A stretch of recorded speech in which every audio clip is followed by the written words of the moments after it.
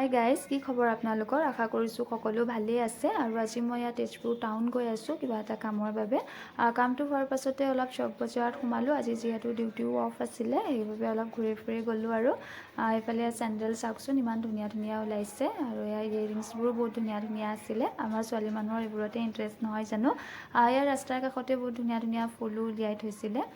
তাৰপাছতে আমাৰ বজাৰ ঘূৰি ঘূৰি অলপ গৰমেই লাগি গ'ল। আইচক্ৰীম এটা খালোঁ। তাৰপিছতে গ'লোঁ অলপ বিশাল মাৰ্কেটলৈ, দুটামান বস্তু ল'বলগীয়া আছিলে, চালোঁ। ইয়াতো চেণ্ডেলবোৰ বহুত ধুনীয়া ধুনীয়া ওলাইছিলে, আছিলে। ইয়াত ডিছ বাউলবোৰো বহুত ভাল ভাল আছে। তাৰপিছত ওলাই দেখিলোঁ যে এইফালে আন্ধাৰেই হ'ল, আৰু লৰালৰিকৈ আমি ঘৰলৈ বুলি ওলালোঁ আৰু ঘৰ যাবলৈ। ইয়াৰ ৰাস্তাতে ম'ম' খালোঁ। তাৰপিছত ইয়াৰ ঘৰ আহি পাই অলপ পিছতে বৌহঁতৰ ঘৰলৈ আহিছিলোঁ। ভণ্টিয়ে চাহ আৰু পকৰি বনাই আছিলে।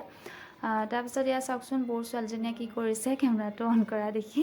তাৰপিছতে আমাৰ চাহ পকৰি ৰেডি হৈ গ'ল, খালোঁ। আৰু খাই ঘৰ অহাৰ পিছতে ভণ্টি অলপ মেকআপ প্ৰেক্টিচ কৰিলে, চবকে দেখাই আছে কেনেকুৱা হৈছে। আজিলৈ ইমানেই, বাই বাই।